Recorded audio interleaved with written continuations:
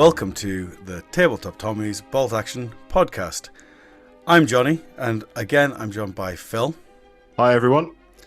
This is episode 2, and firstly we'd like to say thank you to everyone who shared, liked, commented, reviewed the first episode.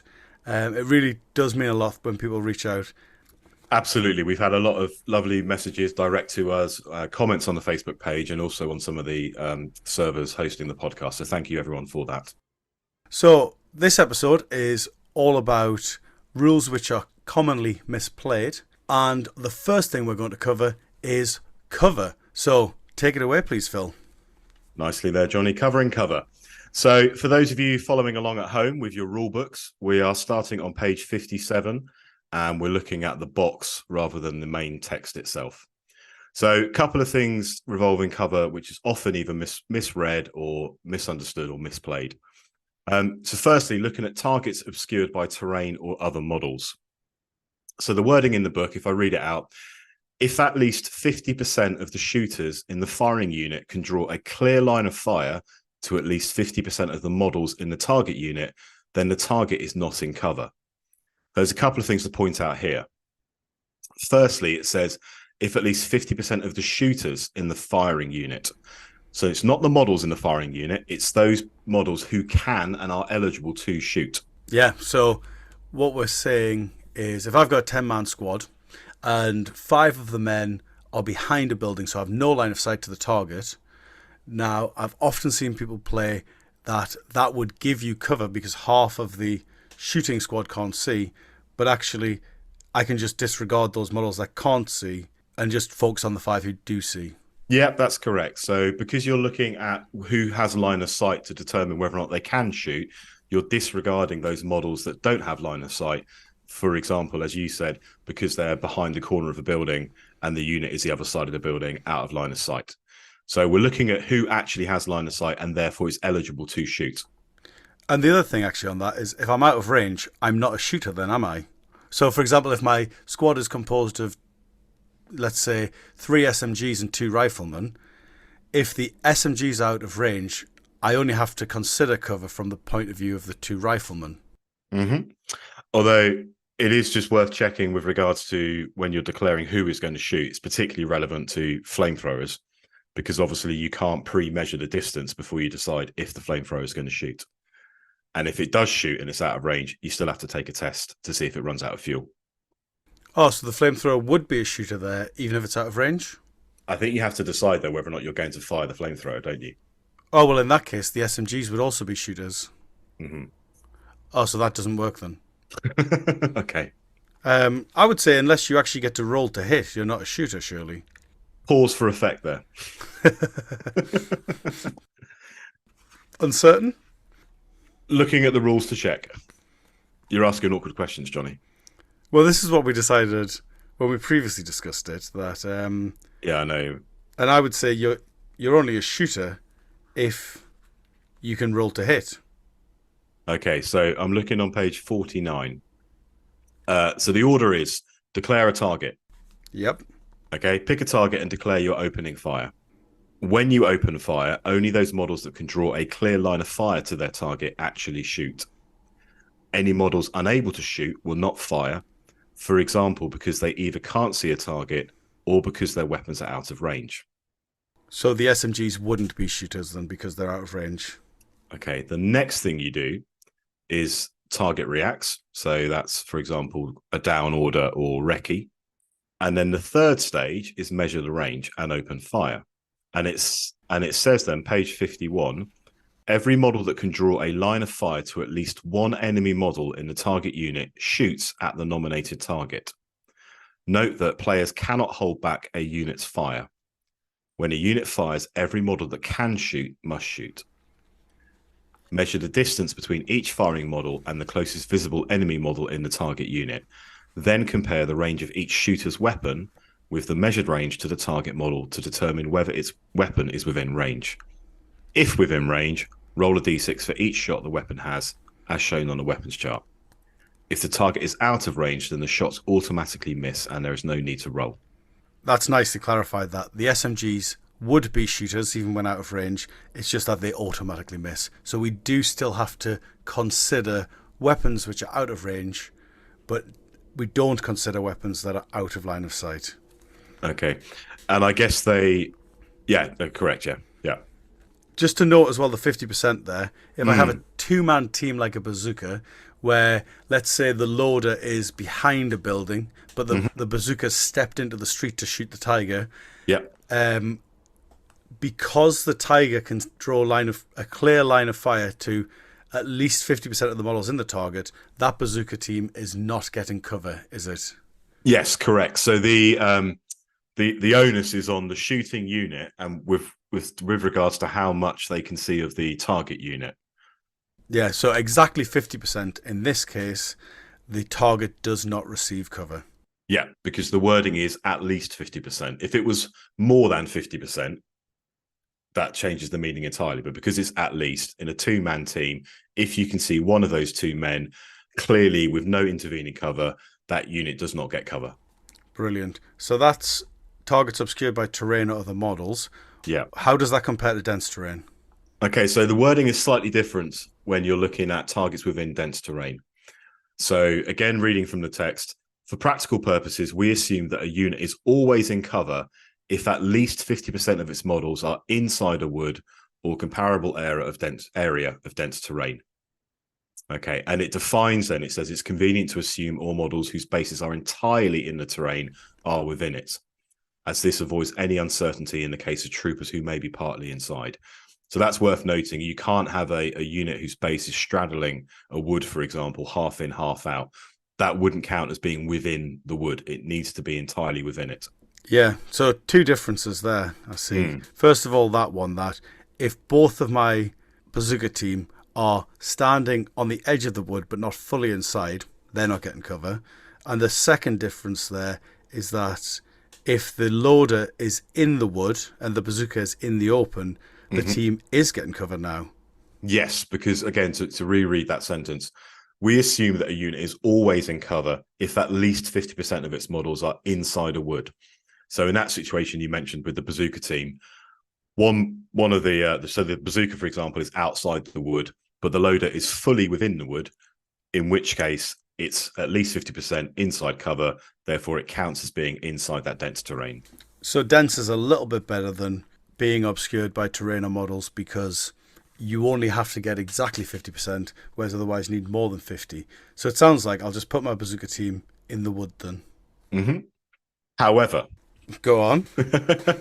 So when you do put your bazooka team in the wood, you need to think about where exactly you're placing your models. Okay, so if we look at the next part of the box, shooting from cover. So where at least 50% of the models in a unit are firing from directly behind a wall or a similar obstacle, or firing from the edge of a wood or other dense terrain at a target that is otherwise in the open, no penalty is applied on account of the wall, wood, and so on. Models count as behind a wall when they touch it.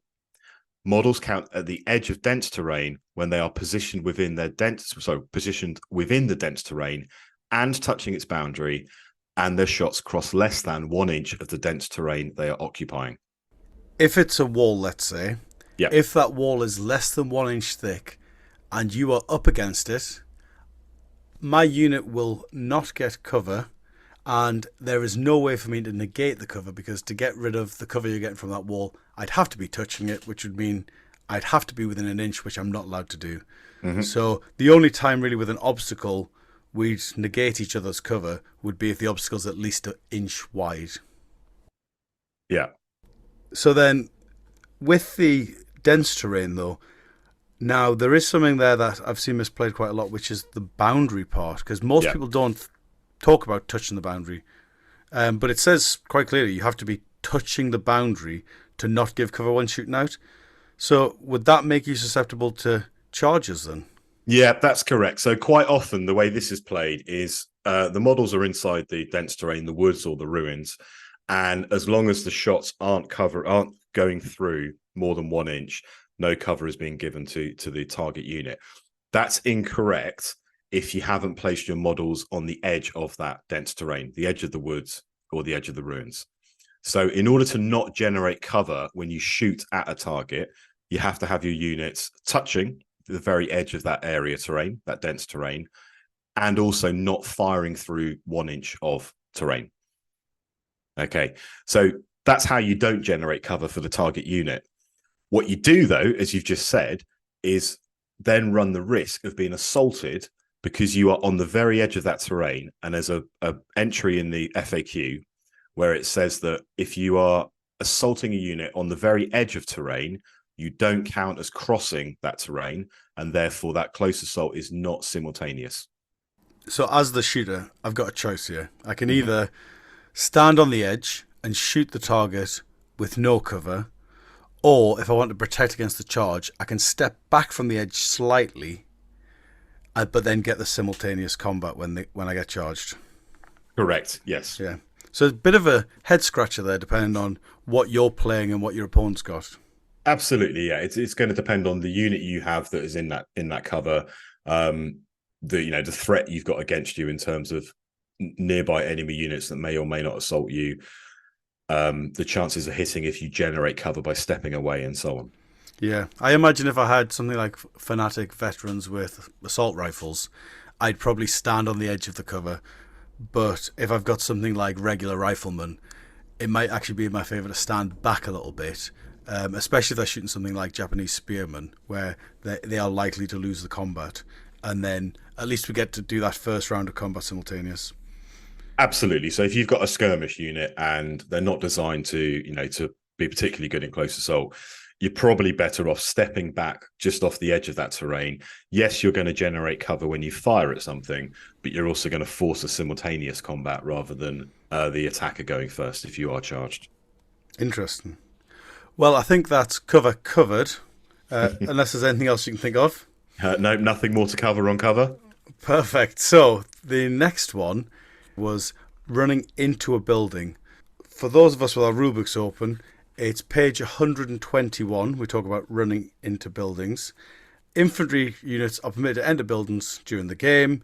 In order to enter a building, an infantry unit must be ordered to run. So it has to be a run order. Yep. All the models in the unit must get to within 1 inch of the building, and at least one model must reach an opening, such as a door or window. So there's two things there that I see misplayed quite commonly. One is not counting the last man to see if he gets within an inch. And actually, even those players who do check to make sure they get within an inch, I think most of them don't realise it's just 1 inch of the building, not of the opening. Yes. And then the other thing there is the fact that it must be a run. And therefore, if you have, for example, a walled garden and the squad want to run into the building, but there is no gate to run through, they're going to be limited to an advance, because on page 46 in the rulebook, what it says is that infantry are only allowed to cross an obstacle while advancing and not whilst running. So therefore, if that garden is enclosed, you have to advance over it, and so you can't run into the building on the turn you advance over it. Now, what often happens is you can run around it, but obviously then we have to think about that first rule where if we are running around it, you have to be within it. One man has to get within an inch of the opening. So that could potentially lead to you being sort of just stood in the garden. Yes. Yeah, picking correct. the roses. Now, there is a bit of a quirk that was kicked up by the errata. Yeah. Because I think potentially just careless wording, or it may be that the way the infantry rules were written wasn't the intention. But what the errata says on the very first page is that for fixed weapons, that sentence should be changed that when ordered to run, fixed weapons move the normal 12 inches over open ground or 6 inches over rough ground, obstacles, etc. So actually, if you're a fixed weapon, you can run over that wall. And so even if the garden is fully enclosed, you can run over the wall and into the house. Yes, providing that is within 6 inches. Yeah. Oh, absolutely. Providing every man in that unit that has the fixed weapon can get within an inch of the building, and one man can get within an inch of an opening. Correct. So I think interesting that you've got those two differences there. Yep. Any other differences with buildings and running into them, Phil? Yep. So we can complicate it further because Nice. when you're assaulting, you have to be given a run order. And there is also reference in the rules that you can assault through rough grounds or over obstacles, but you shorten the distance to 6 inches. So again, in our lovely Normandy town with our little house with its little hedge around the back of the house, Ooh la we la. can we can run through or over that hedge and assault a unit inside the building, providing it's within 6 inches. If we've got a fixed weapon, we can move into the building, providing it's within 6 inches. But bizarrely, the most mobile unit, the infantry squad, that isn't assaulting and doesn't have a fixed weapon, is not allowed to do that over the obstacles. So, and this is why, at the very beginning, I was thinking perhaps the intention in the rulebook originally was that they would be able to jump over the wall into the house, but just because of the specific wording, it hasn't happened. Yeah. And that is one of the things that I do often see played, especially in club games, where people will, if they've got to get into a building and they've got to cross an obstacle, they will move the 6 inches, measure the 1 inch, and then still allow people to enter. But actually, rules as written, if you're at a tournament, that wouldn't be allowed. Yeah, exactly. Yeah, rules as written, it wouldn't be allowed. So, shall we move on to our next topic? Can we just quickly mention leaving buildings? Of course, yes. Well, when in Rome.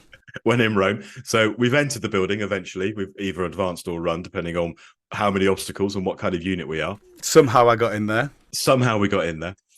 Just a quick one about assaulting out of the building. So obviously you can assault out of a building. It is a run order.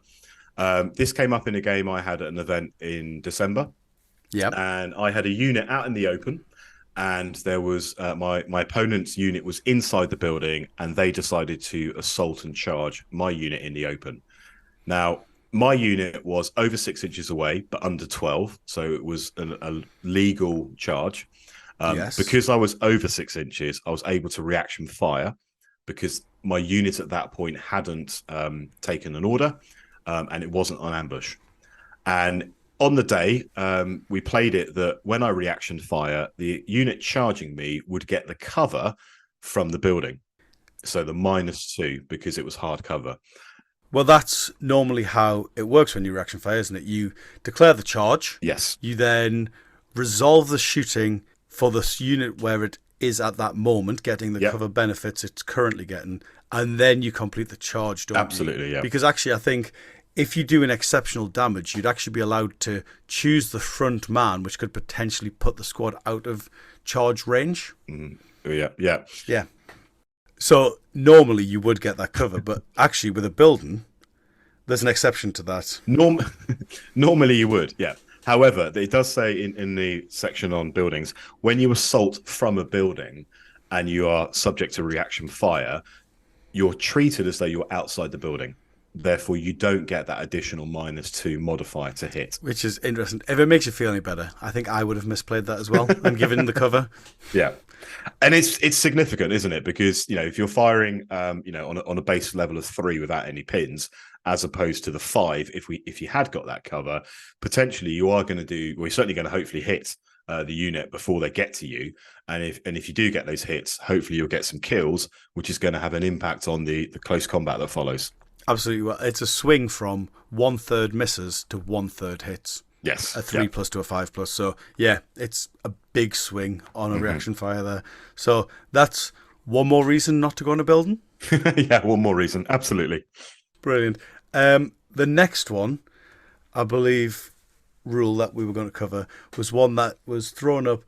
I imagine, were you thinking about this one because of my little tractors, Phil? Partly because of your tractors, and it also came up in a game that I played recently at the Welsh Nationals. Yeah, well, would you like to lead the way? Of course. So this is HMGs firing at armoured vehicles. Okay, so any weapon with a penetration value that isn't an HE and isn't a shaped charge will lose 1 penetration modifier when it fires at long range. Yeah, that's because the bullet's slowing down as it's going through the air, or the Yeah. projectile rather is slowing down as it's going through the air. Yeah, it only applies to armored vehicles, not to soft skins or units and so on. Yep. So if you've got an HMG firing at an armored vehicle and it's firing over 18 inches, so over the half range for the HMG, normally it's got a penetration value of +1. However, for the reasons we just said, that penetration value becomes 0. Okay. So I'm definitely not going to hurt your tank. No, so you're not able to damage it because you're rolling. You can only roll a 6, obviously, on a D6 with no penetration value, and an armored vehicle's got a armor value of at least a 7. So where is the misplayed rule then, Phil? Because that seems fairly obvious so far. So it's with regards to whether or not that armored vehicle takes a pin. Okay, so the weapon has a pen value. So historically, I think I've played that there is a chance it could take a pin. Mm-hmm. But I think that's wrong, and I think you're about to correct me. Yeah. So if you have a look on page 102, again, for those of you following at home with your rule books, under the heading regular vehicles. So fully enclosed regular vehicles that take a hit with a pen value of at least +1 that can actually damage them take a pin as normal. Okay, so you need to have a pen of at least +1, and that hit needs to actually be able to damage it, in which case you take a pin. However, for regular vehicles where the penetration value, for regular vehicles, if a vehicle takes a hit with a pen value of at least +1 that cannot damage it, it rolls a die and takes a pin only on a roll of 1 to 3, while on a 4+ it ignores the hit. So if we go back to our example of the HMG firing, now normally we wouldn't think twice, and we'd be, well, certainly people I've played wouldn't be thinking twice, and we'd be expecting that that regular vehicle that's been targeted, if the hit roll is successful, that vehicle's going to take a pin. Okay, but because the hit needs to actually have a penetration value, and when you're firing the HMG over half range, the penetration value drops to 0. Therefore, the vehicle is not going to take a pin. Yeah, the vehicle can't take a pin. The key point there, I think, well, the key word is hit. The vehicle that takes a hit with a pen value. So the hit itself has to have the pen value. Whereas I think the reason this is misplayed, the reason I've misplayed it, is I think I've misremembered it as the vehicle takes a hit from a weapon with a pen value. Yeah. And I think that's the wording that I thought it said. But actually, you're absolutely right. The hit itself has to have a pen value. And so the heavy machine gun isn't going to have any chance to do a pin beyond half range of 18 inches. Yeah. And this is relevant to your tractors, isn't it, Johnny, when you're US Army? Yeah. Yeah, well, that's one of the reasons I run them, isn't it? To put pins on those armoured vehicles. But actually, you've got to be a little bit more careful now. Now that I know this, I'll have to be more careful, because if I'm getting them within 18 inches to do those pins, of course, the risk is that if it's a Stuart, I've got 23 dice, or at least 18, coming back at them. And with them being soft skins, there's a strong chance of getting a 6 on the damage roll there, when you've got that many shots at regular range. So I don't think it'll stop me running the tractors, because I still love them. They're still brilliant against trucks, but it will make me think twice about the positioning for countering Stuarts and Shermans, anything that I want to put pins on. Sure. Okay. So if we move on, Johnny, to still talking about vehicles, but this time close quarters against vehicles, if you want to pick this one up. Yeah, so this was one, as you're aware from our conversation in episode 1, this was one that came up at the Welsh Nationals, where Rich, who I played in the last game, great game, he charged my soft-skinned Dodge Carrier with a light anti-tank gun on the back. He had 5 models that were attacking. The vehicle hadn't moved, so he needed a 4+ to hit. And I will talk specifically about how to do close quarters against vehicles. That's on 113. So hits against vehicles are not scored automatically. If it hasn't acted, or it's immobilized, or it has a down order placed next to it, you score a hit on a 4, 5, or 6. If it's moved in any way, it's 6s.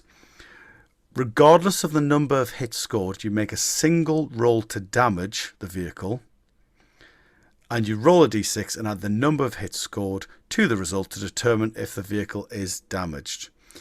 And then If it's an armoured vehicle, you would then go onto the damage table if you successfully do damage in the normal way. Mm-hmm. With it being a soft skin, and this also applies for open-topped soft skins and open-topped vehicles, if you do any damage, it is destroyed. And so what happened was Rich charged the vehicle with 5 models. They all rolled more than 4 to hit, and so he got 5 hits, which was really lucky. But then he rolled his damage roll, a single dice to add on to those 5, and I said to him, anything but a 1, and you've wrecked it because it's a soft skin. And of course he rolled the 1.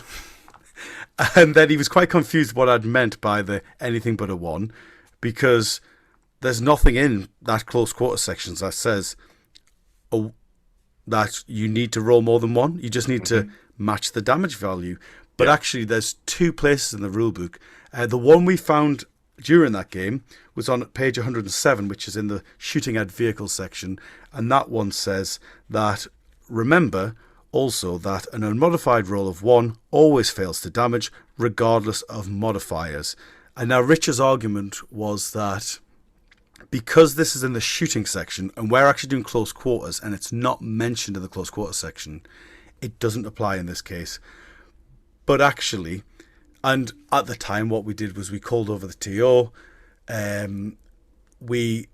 believe we rolled for it because it wasn't quite clear exactly which way it would go, and it didn't do damage. But actually, after the tournament, when I was speaking to you, we did find a more general rule on page 56. So on page 56, the paragraph with the title, Roll to Damage, regardless of any modifiers that apply, a roll of 1 is always a failure. Yep. Yeah. So, is there anything else on the soft skins and close quarters? Was that quite clear, Phil? Or did I make a mess of that? So just to summarise, what you're doing initially is rolling to hit. So you're rolling a number of dice for every unit, every model in the unit that is assaulting. Then once you've calculated the number of hits, then you're rolling to damage, which is the number of successful hits plus the result of a D6. But because it's a damage roll and 1 always fails on the damage roll, your situation where you had 5 hits and your opponent thought you only needed a 1 doesn't apply because that 1 is an automatic fail for a damage roll. Yeah, absolutely. The way I like to think about it is the 5 hits are like the pen value of a single attack against the vehicle, and then you have a single to damage roll. And as page 56 says, for all to damage rolls, a 1 is always a failure. Yeah, so correct. I think we did actually play it correctly. It was just one of those classic moments at a tournament where you don't really have the time to read the rulebook in depth. So we've covered shooting at vehicles. We've covered fighting vehicles in close quarters. How about we move on to transport now, getting in vehicles? Okay, so we're actually going to look at getting out of vehicles rather than getting into vehicles. Well, you've got to get in them first, surely, Phil. Well, we're in them. Or you just... You are born in the vehicle. Yeah. I've teleported myself into the vehicle. I'm mixing my fantasy, sci-fi, and historical wargaming by teleporting. Perfect. So transports and getting out of vehicles. Just a quick one to note that if you are firing at a transport vehicle and you get an immobilized result on the damage table, any units inside are forced to dismount. Yes. Okay. Now that's not on the damage table, is it? I don't know if it's on the damage table, but it is on page 116. Yeah, this is why it's a misplayed rule, because normally you and it's one that I only became aware of quite recently, because on the damage table it doesn't talk at all about transport vehicles, and so when people are sort of following the process of damage against vehicles, they essentially turn to the damage table, apply the result, and because transports aren't mentioned, then you just apply the result and move on. But actually, what does it say on page 116? So page 116, if you look under the heading effects of damage on passengers. Yep. First sentence, if a transport vehicle is immobilized by enemy fire, any troops on board are immediately forced to dismount. So very clear. Yeah. So if you get an immobilized result on the damage table against a transport vehicle, the troops automatically dismount. I'm going to skip the second paragraph and move on to the third paragraph because it follows on. If a transport receives enough pin markers to route it, Any surviving units on board are immediately forced to dismount, but they suffer no damage. Okay, so if a vehicle's immobilized, they're forced to dismount. If a vehicle runs away, routes because of their pin markers, again the unit dismounts, but they don't suffer damage. Yeah. Okay. This was one that came up at the Welsh Nationals for me during prep bombardment when I risked putting people in transports when I knew there was a prep coming, and it actually worked a little bit in my favour because the transport was hit. It suffered an immobilised result rather than being destroyed. Yeah. And then, rather than being trapped in an immobilised transport, the squad inside bailed out, Yes. which meant that actually it probably got to move faster than if they'd stayed in. So it was quite a good one to have known at the time. Yeah, and so a forced dismount in that situation, you roll a d6. That's how far you can move away from the transport, and then you go or remain down, depending on if you had a down order already on that unit or not. Exactly, yeah. And just to note, I imagine this one's less misplayed, but of course, any units on the transport take the pins the transport takes. And so Yes. that particular squad I was talking about got out with 2 pins. And so they still were affected by the prep bombardment, but they weren't trapped in their transport, rallying while there was incoming fire on turn 1. Where it gets interesting, Mm-hmm. and where there's a bit of awareness of the rules and how to utilize the rules, is when you look at charging transports. Yes, that's one that's covered in the FAQ. Yeah. Would you like me to jump in with this one? Absolutely, Johnny. Take us through it, please. Brilliant. So, charging transports is an interesting one. There's at least 2 occasions that this has caught me out. So, it was clarified in the FAQ, and I'll read the question as it's written. The question goes, what exactly happens to a unit on a transport if it is assaulted? I know they dismount, but how? How does the unit dismount? Where do you place them? What happens if they win the assault? Can they act if the owning unit's player gets the next order dice? So that's the question. The answer goes, the units in the assaulted transport follow the rules for units that are forced to dismount from a transport. So they are placed d6 inches away from the transport as per regrouping, and then go down, remain down. The assaulting unit is then considered in assault range, regardless of where the troops are placed. Simply move the closest assaulting model to the closest dismounted model that is fighting, and then continue as per normal assault. Yeah. Note that the dismounting unit can only benefit from the advantages of defending cover if the assaulting unit had to cross cover to reach the transport vehicle in the original assault move against the transport. In other words, if the transport was in cover, then the passengers are. If it was not, then they aren't. So there's a few different things there. I think there's a lot. There's about 3 different things that could either be misplayed or forgotten or not utilized when they could be. Yeah. The first one that immediately springs out is that D6-inch move.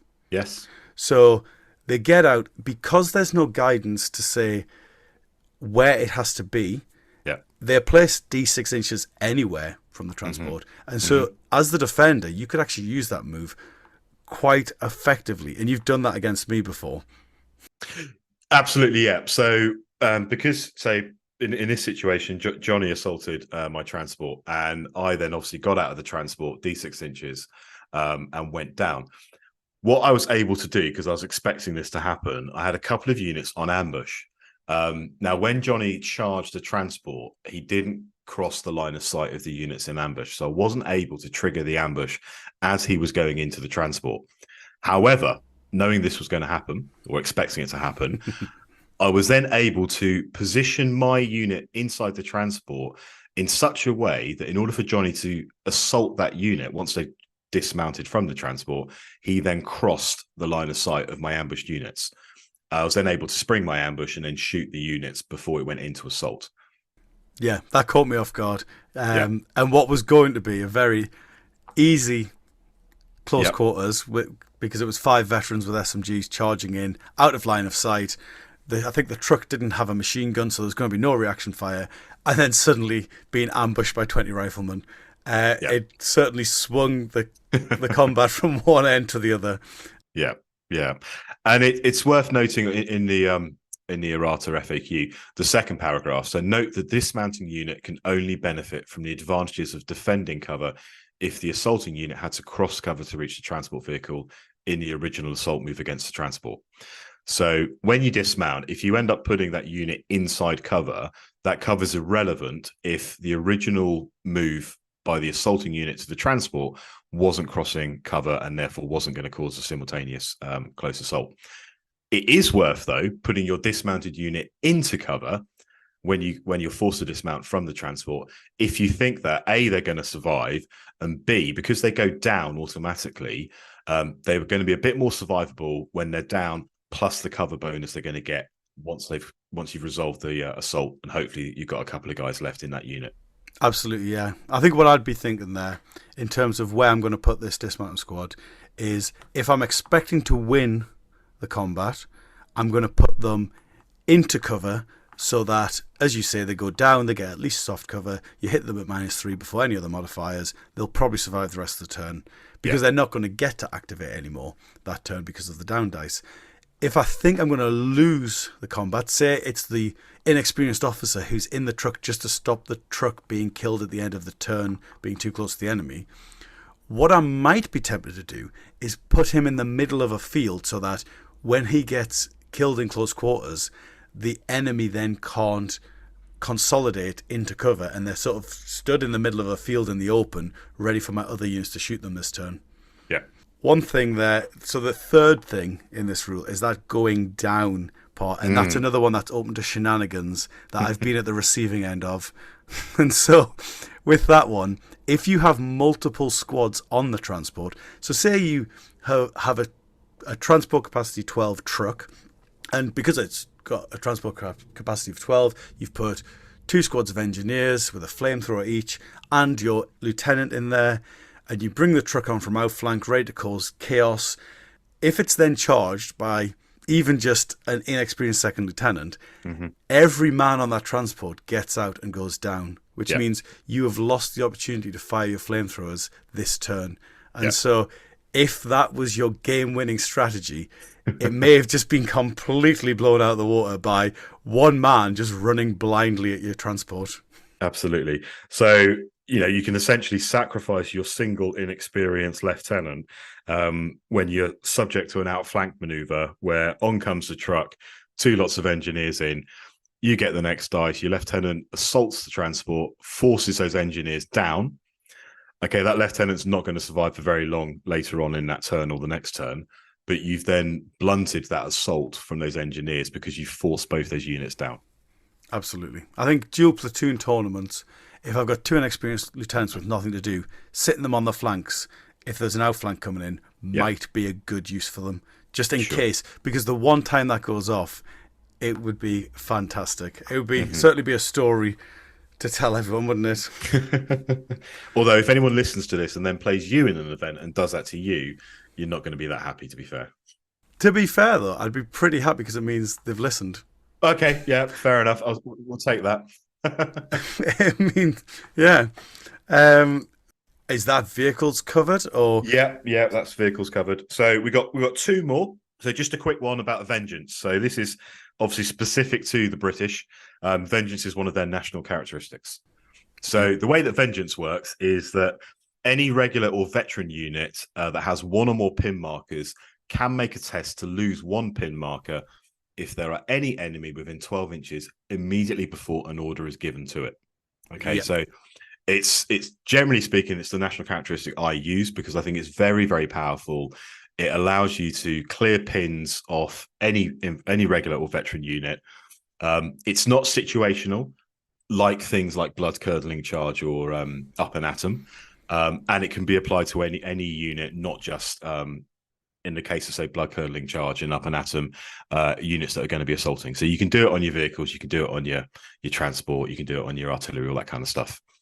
So the thing to clarify with vengeance is that you test for vengeance prior to declaring what the order is. So you pull your dice out of the bag. It's your dice then. You determine which unit you're going to activate.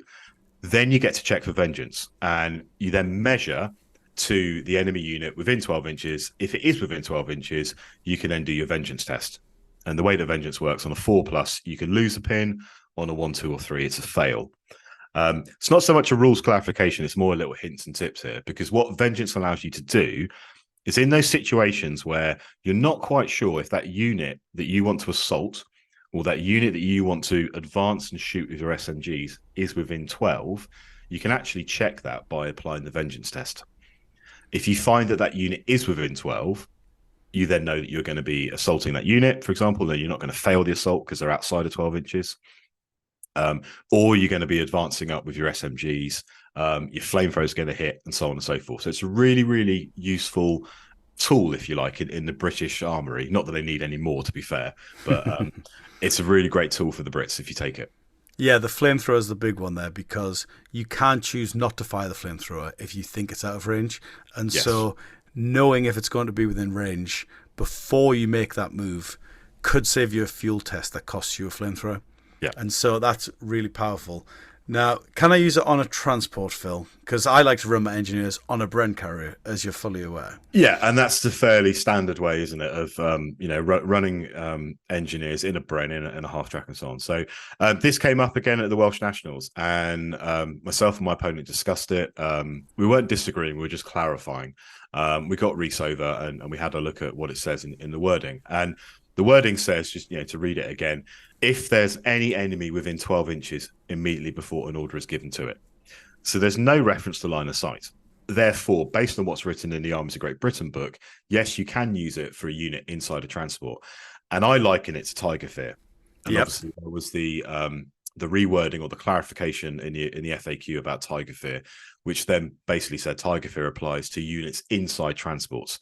Yeah, so prior to that FAQ amendment, I would have said you probably couldn't vengeance in a transport because you're not on the table. And so if you're not on the table, you can't be within 12 inches of something on the table. Sure. However, you're absolutely right. The Tiger Fear special rule was amended to all enemy units that are within 18 inches of and have line of sight to one or more vehicles with the Tiger Fear special rule, then suffer the effects of Tiger Fear.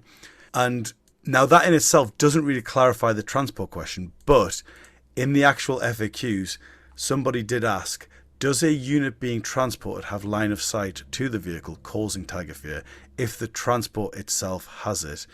And the answer was, if the transport has line of sight to the Tiger Fear causing vehicle, so have any passengers. And so because they've answered that in the affirmative, that you do have line of sight, you have to worry about the Tiger Fear, that means the squad in the transport must therefore be within 18 inches for Tiger Fear to take effect. Yeah. So if a unit on a transport can be within 18 inches of a Tiger, a unit on a Bren carrier can be within 12 inches of a unit on the table as well. And so I would say, but prior to this, I probably would have ruled the other way. But now with this FAQ entry, I'd say it's very clear that actually you 100% can do vengeance on a transport, in my opinion. Yeah, I wouldn't say it's very clear. It's very clear by association. Yeah.